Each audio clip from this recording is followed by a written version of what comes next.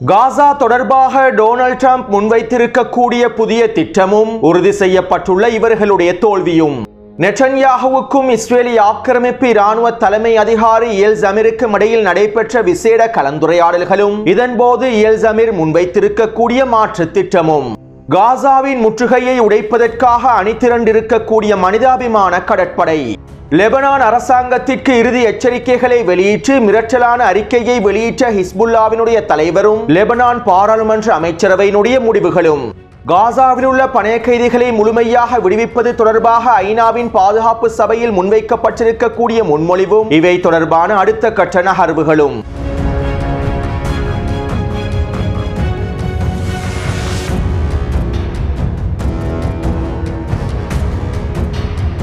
ரஷ்யாவுக்கு விதிக்கப்பட்டிருக்கக்கூடிய இறுதி காலக்கெடு தொடர்பாகவும் ஆயுத ஒப்பந்தத்தினை கிழித்தெறிந்த ரஷ்யாவினுடைய முடிவுகள் தொடர்பாகவும் ரஷ்யா உக்ரைன் போரானது அடுத்த கட்ட விரிவாக்கத்தை நோக்கி நகர்ந்து கொண்டிருப்பது தொடர்பாகவும் சில முக்கியமான தகவல்களை உள்ளடக்கிய விசேட காணொலி ஒன்றை இன்சைட் உலகம் சேனலில் பதிவிட்டுள்ளேன். இந்த காணொலியை பார்வையிடாதவர்கள் கீழே கமெண்ட்ஸில் பதிவிடப்பட்டிருக்கக்கூடிய லிங்கினை பயன்படுத்தி பார்வையிடலாம்.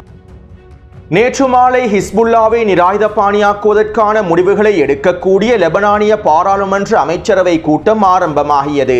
இந்த அமைச்சரவை கூட்டம் ஆரம்பிக்கப்படுவதற்கு முன்பு லெபனானினுடைய ஜனாதிபதி ஜோசப் அவுனும் பிரதமர் நவாப் சலாமும் தனியாக சந்தித்து விசேட கலந்துரையாடல்களை மேற்கொண்டிருந்தார்கள். அமைச்சரவை கூட்டத்தில் ஹிஸ்புல்லா இராணுவத்தினை நிராயுதபாணியாக்குவதற்கான முடிவுகளை எப்படியாவது எடுத்துவிட வேண்டும் என்பதற்காகவே லெபனான் ஜனாதிபதியும் பிரதமரும் ஒன்றிணைந்து விசேட கலந்துரையாடல்களையும் மேற்கொண்டிருந்தார்கள். மேலும் அமைச்சரவை கூட்டம் ஆரம்பிக்கப்பட்டு ஒரு சில நிமிடங்களிலேயே உச்ச அழுத்தங்களை வழங்கும் நோக்கத்தோடு இஸ்ரேலிய ஆக்கிரமிப்பு தெற்கு லெபனான் பிரதேசத்திலே வான்வழி தாக்குதல்களை மேற்கொண்டது.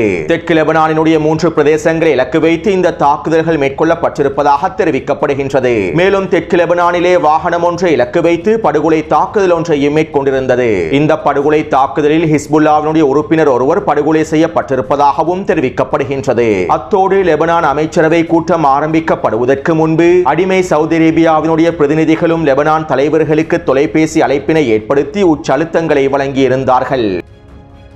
இப்படியான நிலைமையில் லெபனான் அரச தலைவர்களுக்கு உச்சழுத்தத்தினை வழங்கும் நோக்கத்தோடு லெபனான் ஜனாதிபதிக்கும் பிரதமருக்கும் இறுதி எச்சரிக்கையை வழங்கும் நோக்கத்தோடு லெபனான் மக்களுக்கு உண்மையை தெளிவுபடுத்தும் நோக்கத்தோடு ஹிஸ்புல்லாவினுடைய தலைவரும் விசேட உரையொன்றை முன்வைத்திருந்தார். நாங்கள் எந்த ஒரு புதிய ஒப்பந்தத்தையும் ஏற்றுக்கொள்ளப் போவதில்லை. அமெரிக்காவினால் முன்வைக்கப்பட்டிருக்கக்கூடிய எந்த ஒரு புதிய ஒப்பந்தத்தையும் நாங்கள் ஏற்றுக்கொள்ளப் போவதில்லை. ஏற்கனவே இருக்கக்கூடிய ஒப்பந்தத்தையே லெபனானிய அரசாங்கம் செயற்படுத்த வேண்டும். இந்த ஒப்பந்தத்திற்கு அமைவாக நாங்கள் எந்த விதமான யுத்த நிறுத்த மீறல்களையும் மேற்கொள்ளவில்லை. யுத்த நிறுத்தத்தை மீறக்கூடிய எந்த விதமான தாக்குதல்களையும் மேற்கொள்ளவில்லை. ஆனால் இஸ்ரேலிய ஆக்கிரமிப்பு 2000 தடவைகளுக்கு மேலால் இந்த யுத்த நிறுத்த ஒப்பந்தத்தை மீறிவிட்டது. ஒவ்வொரு நாளும் ஒப்பந்தத்தை மீறி இஸ்ரேலிய ஆக்கிரமிப்பு படுகொலை தாக்குதல்களை மேற்கொள்கின்றது. அத்தோடு இஸ்ரேலிய ஆக்கிரமிப்பு லெபனானுக்கு எதிராக மீண்டும் விரிவான போரை ஆரம்பிக்காது. லெபனானுக்கு எதிரான இன்னும் ஒரு விரிவான போர் ஒன்றை ஆரம்பிப்பதற்கு அவர்கள் ஆர்வம் காட்டவில்லை. மேலும் இஸ்ரேலிய ஆக்கிரமிப்பு லெபனானுக்கு எதிராக விரிவான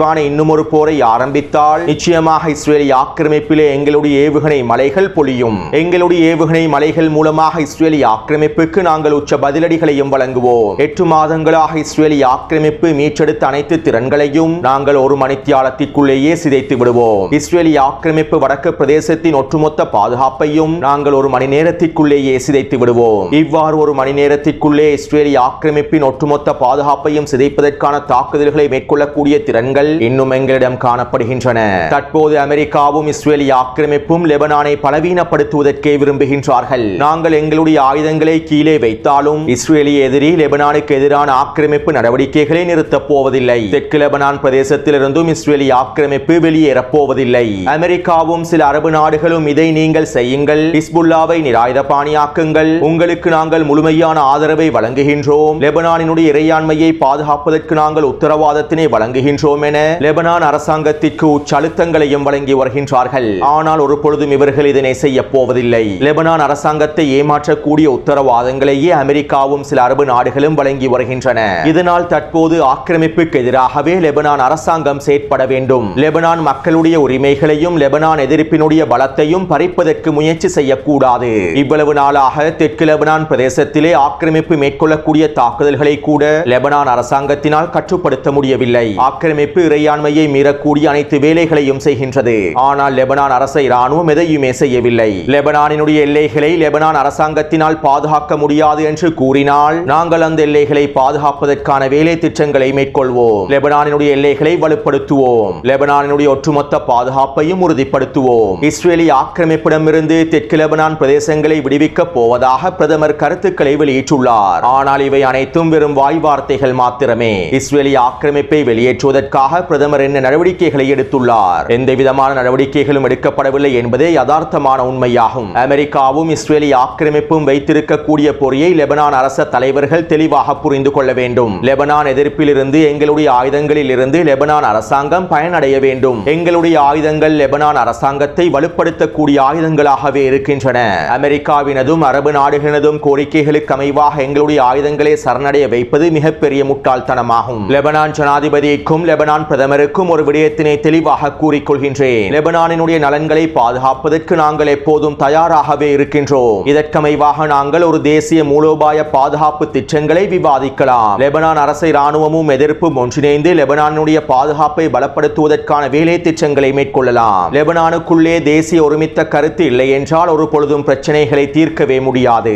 மேலும் எதிர்ப்பை லெபனானிலிருந்து ஒரு பொழுதும் பிரிக்கவே முடியாது. நாங்கள் ஒரு பொழுதும் எங்களுடைய ஆயுதங்களை கீழே வைத்து சரணடைய போவதில்லை. எதிர்ப்பினுடைய ஆயுதங்களை ஒரு பொழுதும் லெபனான் அரசாங்கத்தினால் சரணடைய வைக்கவும் முடியாது. லெபனானையும் அதனுடைய வலிமையையும் இழக்க முடியாது. லெபனான் கண்ணியமாக இருப்பதனை யாராலும் தடுத்து நிறுத்தவும் முடியாது. தியாகங்களை மேற்கொண்டு ஆக்கிரமிப்பிடமிருந்து நிலங்களை மீட்டெடுத்தவர்கள் பொம்மை ஆட்சியாளர்களை விட மிகுந்த தேசபக்தி கொண்டவர்களாகவே இருக்கின்றார்கள். தற்போது எதிர்ப்பானது நல்ல நிலைமையிலேயே இருக்கின்றது. எதிர்ப்பினுடைய இழப்புகள் அனைத்தும் முழுமையாக மீட்டெடுக்கப்பட்டுள்ளன.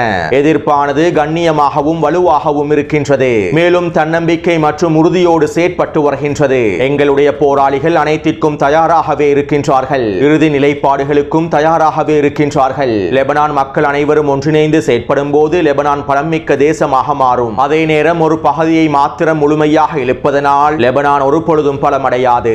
எனவே இறுதிப் போரில் லெபனான் அனைத்திலும் வெல்லும் அல்லது எல்லோரும் அனைத்தையும் இழப்பார்கள். நாம் ஒன்றாக இணைந்து செயற்படுவதன் மூலமாக அனைத்தையும் வெல்ல முடியும் என நான் நம்புகின்றேன் என ஹிஸ்புல்லாவினுடைய தலைவர் விசேட கருத்துக்களை முன்வைத்திருந்தார். அதாவது லெபனான் அரசை இராணுவமும் ஹிஸ்புல்லா இராணுவத்தினரும் ஒன்றிணைந்து செயற்படுவதன் மூலமாக அமெரிக்காவினதும் இஸ்ரேலி ஆக்கிரமிப்பினதும் ஒட்டுமொத்த அச்சுறுத்தல்களையும் முடிவுக்கு கொண்டு வர முடியும் என்றும் இதன் மூலமாக லெபனான் பலமடையும் என்றும் இல்லாவிட்டால் லெபனான் பலமிழந்து அனைத்து தரப்பினரும் மிகப்பெரிய தோல்வியை சந்திக்க வேண்டி ஏற்படும் என்றுமே ஹிஸ்புல்லாவினுடைய தலைவர் சுட்டிக்காட்டியுள்ளார்.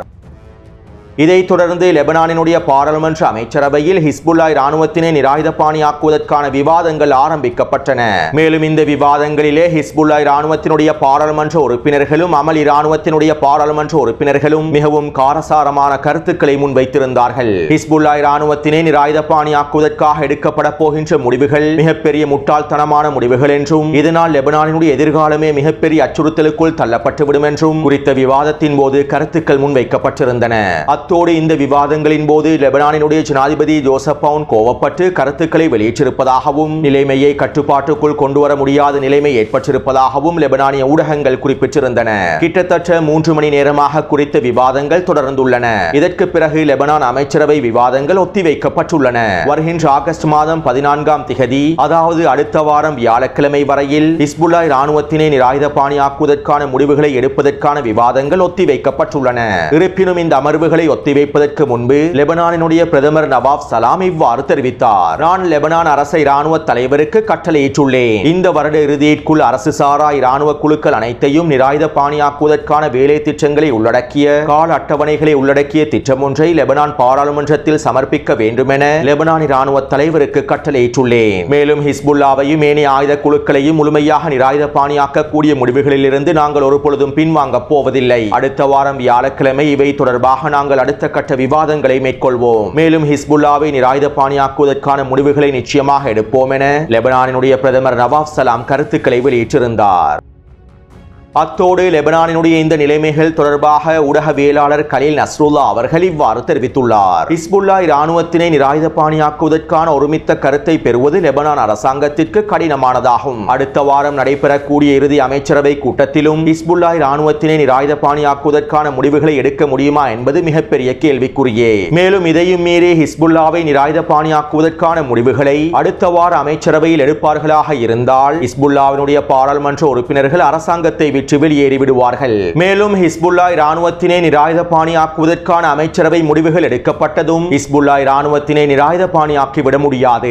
ஹிஸ்புல்லா இராணுவத்தினை நிராயுதபாணியாக்குவது என்பது சாத்தியமற்ற விடயமாகும். ஏனென்றால் ஹிஸ்புல்லாவே தானாக முன்வந்து அவர்களுடைய ஆயுதங்களை ஒப்படைக்கப் போவதில்லை. இதனால் ஹிஸ்புல்லாவை நிராயுதபாணியாக்குவதற்கு லெபனானினுடைய அரசை இராணுவம் ஹிஸ்புல்லாவுக்கு எதிராக போர் செய்ய வேண்டிய நிலைமை ஏற்படும். லெபனான் அரசை இராணுவத்தினால் ஹிஸ்புல்லா இராணுவத்தினை ஒரு பொழுதும் சமாளிக்கவே முடியாது. ஹிஸ்புல்லா இராணுவத்திற்கு எதிராக போரை ஆரம்பிப்பதற்கான திறன்கள் லெபனான் அரசை இராணுவத்திடம் காணப்படுவதில்லை. ஆனால் லெபனான் அரசு அமெரிக்காவினதும் இஸ்ரேலிய ஆக்கிரமிப்பினதும் உதவியை நாடலாம். ஹிஸ்புல்லாவை நிராயுதபாணியாக்குவதற்காக அமெரிக்க துருப்புக்களை லெபனானுக்குள்ளே அனுமதிக்கலாம். அமெரிக்காவையும் இஸ்ரேலிய ஆக்கிரமிப்பையும் பயன்படுத்தி ஹிஸ்புல்லா இராணுவத்தினை நிராயுதபாணியாக்குவதற்கான வேலை திட்டங்களை லெபனான் அரசாங்கம் மேற்கொள்ளலாம். இவ்வாறு அமெரிக்காவும் இஸ்ரேலிய ஆக்கிரமிப்பும் லெபனானுக்குள்ளே களமிறங்கினால் நிச்சயமாக இந்த போரானது மிகப்பெரிய உள்நாட்டு போராகவே மாறிவிடும். மேலும் இந்த உள்நாட்டு போரின் விளைவாக லெபனானுடைய தற்போதைய தலைவர்கள் ஆட்சியில் இருப்பார்களா என்பதும் கேள்விக்குறியாகிவிடும். லெபனான் அரசாங்கத்தை ஹிஸ்புல்லா இராணுவத்தினர் கைப்பற்றுவதற்கான வேலை திட்டங்களை கூட மேற்கொள்ளலாம். ஒட்டுமொத்த லெபனான் அரசாங்கத்தையும் ஹிஸ்புல்லா இராணுவத்தினர் அவர்களுடைய கட்டுப்பாட்டுக்கு கீழால் கொண்டு வரலாம். அதாவது லெபனான் அரசாங்கம் அமெரிக்காவினதும் இஸ்ரேலிய ஆக்கிரமிப்பினதும் உதவியை நாடுவது ஒட்டுமொத்த லெபனானையும் சிதைப்பதற்கு சமனானதாகும். அதே நேரம் ஹிஸ்புல்லாவோடு லெபனான் அரசாங்கம் முழுமையாக இணைந்து செயற்படுமாக இருந்தால் அமெரிக்காவினதும் இஸ்ரேலிய ஆக்கிரமிப்பினதும் ஒட்டுமொத்த அச்சுறுத்தல்களையும் முழுமையாக முடிவுக்கு கொண்டு வரலாம். லெபனானிய தேசமும் பலம் பொருந்திய தேசமாகவே இருக்கும் என ஊடகவியலாளர் கலீல் நஸ்ருல்லா அவர்கள் தெரிவித்துள்ளார். எனவே இந்த தகவல்கள் மூலமாக லெபனானிலே ஏற்பட்டிருக்கக்கூடிய தற்போதைய பதற்ற நிலைமைகள் தொடர்பாகவும் மிகப்பெரிய உள்நாட்டு போரை நோக்கி லெபனான் நகர்ந்து கொண்டிருப்பது தொடர்பாகவும் நீங்கள் முழுமையான தகவல்களை புரிந்து கொண்டிருப்பீர்கள் என நினைக்கின்றேன்.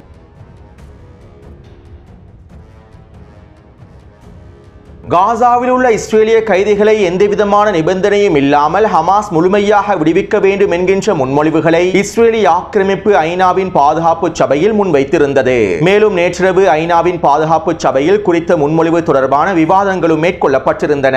இதன்போது பிரான்சும் பிரித்தானியாவும் இன்னும் ஏனைய அதிகளவான ஐரோப்பிய நாடுகளும் இஸ்ரேலிய ஆக்கிரமிப்புக்கு சார்பான கருத்துக்களையே முன்வைத்திருந்தார்கள். காசாவிலே போரை முடிவுக்கு கொண்டு வருவதற்கும் ஹமாஸை முழுமையாக நிராயுதபாணியாக்குவதற்கும் காசாவில் இருக்க கூடிய இஸ்ரேலிய கைதிகளை முழுமையாக மீட்டெடுப்பதற்கும் நாங்கள் எங்களுடைய ஒத்துழைப்பை முழுமையாக வழங்குவதாக பிரான்சினுடைய பிரதிநிதிகள் தெரிவித்துள்ளார்கள். அதே போன்று பிரித்தானியாவும் இஸ்ரேலிய பணைய கைதிகளை ஹமாஸ் நிபந்தனை இல்லாமல் விடுவிக்க வேண்டும் என்கின்ற அழுத்தங்களையும் வெளியிட்டிருந்தார்கள். அதே நேரம் சீனாவும் ரஷ்யாவும் அல்ஜீரியாவும் இஸ்ரேலிய ஆக்கிரமிப்புக்கு எதிரான விமர்சனங்களை முன்வைத்திருந்தார்கள். கடந்த ஜனவரி மாதம் மேற்கொள்ளப்பட்டிருந்த ஒப்பந்தம் நிரந்தரமாக கடைபிடிக்கப்பட்டிருக்குமாக இருந்தால் பணைய கைதிகளுக்கு இந்த நிலைமை ஏற்பட்டிருக்காது. ஒப்பந்தத்தை மீறி இஸ்ரேலிய ஆக்கிரமிப்பு காசாவில் மீண்டும் போரை ஆரம்பித்ததன் விளைவாகவே பணைய கைதிகளுடைய நிலைமையும் சிக்கலுக்குள் தள்ளப்பட்டுள்ளன.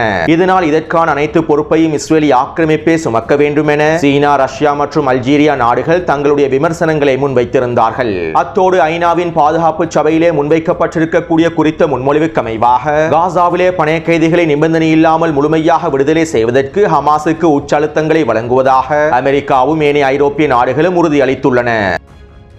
அடுத்து ஃப்ரீடம் ஃப்ளோட்டிலா நிறுவனம் மால்டீன் மற்றும் ஹெண்டலா என்கின்ற கப்பல்களை காசாவின் கடற்கரையோர பிரதேசத்திற்கு அனுப்பி வைத்து காசாவின் முற்றுகையை உடைப்பதற்கு முயற்சி செய்திருந்தது. இருப்பினும் இந்த கப்பல்களை இஸ்ரேலிய ஆக்கிரமிப்பு கடற்படையினர் கைப்பற்றி குறித்த கப்பல்களிலே இருக்கக்கூடிய சமூக செயற்பாட்டாளர்களையும் ஊடகவியலாளர்களையும் முழுமையாக வெளியேற்றியது. இப்படியான நிலைமையில் தற்போது காசாவினுடைய கடற்கரையை நோக்கி காசாவின் முற்றுகையை உடைக்கும் நோக்கத்தோடு டசன் கணக்கான உணவு கப்பல்கள் களமிறக்கப்பட போவதாக தெரிவிக்கப்படுகின்றது. கிட்டத்தட்ட 44 நாடுகளிலே இருக்கக்கூடிய சமூக செயற்பாட்டாளர்கள் களமிறங்கி 50க்கும் அதிகமான உணவு கப்பல்களை காசாவை நோக்கி நகர்த்த போவதாக தெரிவித்துள்ளார்கள். இதற்கமைவாக இந்த மாத இறுதிக்குள் காசாவை நோக்கி 50க்கும் அதிகமான உணவு கப்பல்கள் களமிறக்கப்பட போகின்றன. மேலும் இந்த செயற்பாட்டிற்கு காசாவின் முற்றுகையை உடைக்கக்கூடிய மனிதாபிமான கடற்படை என்றும் அடையாளப்படுத்தியுள்ளார்கள். அத்தோடு காசாவை நோக்கி களமிறங்க போகும் இந்த மிகப்பெரிய கடற்படையில் இன்னும் பல நாடுகளிலே இருக்கக்கூடிய சமூக செயற்பாட்டாளர்கள் கலந்து கொள்வதற்கு தயாராக இருப்பதாகவும் தெரிவிக்கப்படுகிறது. தெரிவிக்கப்படுகின்றது. கிட்டத்தட்ட 100க்கும் அதிகமான கப்பல்கள் இந்த மனிதாபிமான கடற்படையில் ஒன்றிணைந்து காசாவின் கரையோர பிரதேசத்தை நோக்கி படையெடுப்பார்கள் என்று எதிர்பார்க்கப்படுகின்றது. அடுத்து காசாவை முழுமையாக கைப்பற்றுவது தொடர்பாக நெட்டன்யாஹூ புதிய திட்டம் ஒன்றை முன்வைத்துள்ளார். மேலும் நெட்டன்யாஹூ முன்வைத்திருக்கக்கூடிய திட்டம் தொடர்பாகவும் இந்த திட்டத்தில் இருக்கக்கூடிய 6 படிமுறைகள் தொடர்பாகவும் இந்த திட்டத்திற்கான எதிர்ப்புகளை வெளியிட்டிருக்கக்கூடிய இஸ்ரேலிய ஆக்கிரமிப்பு இராணுவ தலைமை அதிகாரி எல் ஜமீர் தொடர்பாகவும் நேற்றைய காணொலியில் சில முக்கியமான விடயங்களை குறிப்பிட்டிருந்தேன். அத்தோடு நேற்றிரவு நெட்டன்யாஹூ இஸ்ரேலிய ஆக்கிரமிப்பு இராணுவ தலைமை அதிகாரி எல் ஜமீரோடு விசேட கலந்துரையாடல்களையும் மேற்கொண்டிருந்தார். கிட்டத்தட்ட 3 மணித்தியாலங்களுக்கு மேலாக நெட்டன்யாஹூவுக்கும் எல் ஜமீருக்கும் இடையில் விவாதங்கள் நடைபெற்றிருப்பதாகவும் இஸ்ரேலிய ஊடகங்கள் தெரிவித்துள்ளன. அத்தோடு இந்த கலந்துரையாடலின் போது இஸ்ரேலிய ஆக்கிரமிப்பு இராணுவ தலைமை அதிகாரி எல் ஜமீர் காசாவை முழுமையாக கைப்பற்றுவதற்கு களமிறங்குவதனால் ஏற்படக்கூடிய விளைவுகள் தொடர்பாகவும் பாதிப்புகள் தொடர்பாகவும் நெட்டன்யாஹூவுக்கு எடுத்துரைத்துள்ளார். அத்தோடு குறித்த கலந்துரையாடலின் போது இஸ்ரேலிய ஆக்கிரமிப்பு இராணுவ தலைமை அதிகாரி எல் ஜமீர் நெட்டன்யாஹூவுக்கு மாற்றீட்டு திட்டம் ஒன்றை முன்வைத்துள்ளார். அதாவது காசாவை முழுமையாக கைப்பற்ற வடக்கு காசாவின் மத்திய பிரதேசமான காசா நகர் பிரதேசத்தை மாத்திரம் கைப்பற்றி அதனோடு சேர்ந்து மத்திய காசாவின் கிழக்கு பிரதேசத்தையும் கைப்பற்றுவதனால் ஹமாஸுக்கு உச்ச அழுத்தங்கள் வழங்கப்படும் என்றும் இதன் மூலமாக மத்திய காசாவின் மேற்கு பிரதேசத்தில் இருக்கக்கூடிய பணைய கைதிகள் தொடர்பான உளவு தகவல்களை பெற்றுக்கொள்ள முடியும் என்றும் பணைய கைதிகளை உயிரோடு மீட்டெடுப்பதற்கான அழுத்தத்தை ஹமாஸுக்கு வழங்க முடியும் என்றும் இராணுவ தலைமை அதிகாரி எல் ஜமீர் நெட்டன்யாஹூவிடம் தெரிவித்துள்ளார். ஒட்டுமொத்த காசாவையும் நாங்கள் கைப்பற்றாமல் இந்த சிறிய பகுதிகளை மாத்திரம் கைப்பற்றி ஹமாஸுக்கு உச்ச அழுத்தங்களை வழங்கி எங்களுடைய பணைய கைதிகளை மீட்டெடுப்பதற்கான ஒப்பந்தத்தினை மேற்கொள்வோம் என்று இஸ்ரேலிய ஆக்கிரமிப்பு இராணுவ தலைமை அதிகாரி எல் ஜமீர் தெரிவித்துள்ளார். இருப்பினும் எல் ஜமீரினுடைய இந்த மாற்றீட்டு திட்டத்திற்கு நெட்டன்யாஹூ முழுமையான சம்மதத்தினை வழங்கவில்லை. மேலும் நெட்டன்யாஹூ எல் ஜமீருக்கு எதிரான கடுமையான விமர்சனங்களையும் முன்வைத்துள்ளார். அது மட்டுமல்லாமல் இஸ்ரேலிய ஆக்கிரமிப்பின் வலதுசாரி அமைச்சர்களான பென்கோவிரும் ஸ்மோட்ரிச்சும் எல் ஜமீருக்கு எதிரான கடுமையான நிலைப்பாடுகளையும் வெளிப்படுத்தியுள்ளார்கள். காசாவிலே யுத்தத்தினை முழுமையாக தொடர முடியும் என எல் ஜமீர் வெளிப்படையாக அறிவிக்க வேண்டும். இல்லாவிட்டால் அவர் பதவியிலிருந்து விலகிவிட வேண்டும் என பென்கோவிரும் ஸ்மோட்ரிச்சும் உச்ச அழுத்தங்களையும் வழங்கி வருகின்றார்கள். அதே நேரம் எல் ஜமீருக்கு ஆதரவாக இஸ்ரேலிய ஆக்கிரமிப்பின் பாதுகாப்பு அமைச்சரும் மூலோபாய விவகார அமைச்சரும் நெட்டன்யாஹூவோடு பேச்சுவார்த்தைகளை மேற்கொண்டிருப்பதாகவும் தகவல்கள் வெளியாகியுள்ளன. எனவே காசாவை முழுமையாக கைப்பற்றுவதற்கான திட்டமானது இழுபறி நிலையில் இருப்பதனை எங்களுக்கு தெளிவாக புரிந்து கொள்ளலாம். இருப்பினும் நெட்டன்யாஹூ எப்படியாவது காசாவை முழுமையாக கைப்பற்றுவதற்கான திட்டத்தை நடைமுறைப்படுத்துவதற்கே முயற்சி செய்வார் என தெரிவிக்கப்படுகின்றது. ஏனென்றால் டொனால்ட் ட்ரம்ப் நெட்டன்யாஹூவின் இந்த திட்டத்திற்கு முழுமையான சம்மதத்தினை வழங்கியுள்ளார். அடுத்து டொனால்ட் ட்ரம்ப் காசா தொடர்பான புதிய திட்டம் ஒன்றை முன்வைத்துள்ளார். அதாவது காசாவை மீள புனரமைப்பதற்கான எல்லாவிதமான பொறுப்புகளையும் அமெரிக்காவே பெற்றுக்கொள்ளும். அமெரிக்காவின் தலைமைக்கு கீழால் காசா புனரமைக்கப்படும். காசாவில் இருக்கக்கூடிய பலஸ்தீனிய மக்களுக்கான வீடுகளும் அமைத்துக் கொடுக்கப்படும். மேலும் காசாவிற்குள்ளே சுற்றுலாத்துறையை நிர்மாணிக்கக்கூடிய அனைத்து வேலை திட்டங்களும் அமெரிக்காவின் தலைமையில் மேற்கொள்ளப்படும். காசாவை ஒரு சிறந்த பிரதேசமாக மாற்றுவதற்கான வேலை திட்டங்கள் அமெரிக்காவினால் மேற்கொள்ளப்படும். ஆனால் இதற்கு ஈடாக ஹமாஸ் முழுமையாக நிராயுதபாணியாக்க வேண்டும். காசாவில் இருக்கக்கூடிய ஹமாஸினுடைய தலைவர்களும் பலஸ்தீனிய போராளிகளும் முழுமையாக காசாவை விட்டு வெளியேற்றப்பட வேண்டும். காசாவின் நிர்வாகத்திலிருந்தும் ஹமாஸ் முழுமையாக நீக்கப்பட வேண்டும் என டொனால்ட் ட்ரம்ப் அவருடைய புதிய திட்டத்தினை முன்வைத்துள்ளார். அதாவது காசாவை அமெரிக்காவுக்கு கீழால் மீள புனரமைப்பதாக கூறி காசாவை ஒரு சுற்றுலா பிரதேசமாக மாற்றுவதற்கே திட்டமிட்டுள்ளார். இந்த திட்டத்திற்கு அமைவாக காசாவிற்குள் பலஸ்தீனிய மக்கள் மாத்திரம் குடியமர்த்தப்பட மாட்டார்கள். இஸ்ரேலிய ஆக்கிரமிப்பு நிலத்தினர்களும் திட்டமிட்டு குடியமர்த்தப்படுவார்கள். மேலும் காசா ஒரு பலஸ்தீனிய தேசமாக அல்லாமல் மத்திய கிழக்கிலே சுற்றுலாத்துறைக்காக அமைக்கப்பட்ட ஒரு பிரதேசமாகவே மாற்றப்படும். அத்தோடு இவர்களுடைய இந்த திட்டங்கள் ஒரு பொழுதும் வெற்றி அளிக்கப் போவதில்லை. பலஸ்தீனிய மக்களும் இதற்கு சம்மதிக்கப் போவதில்லை. அத்தோடு இந்த காணொலி தொடர்பான கருத்துக்களை பதிவிடுங்கள். தொடர்ந்தும் என்னுடன் இணைந்திருங்கள். நன்றி, வணக்கம்.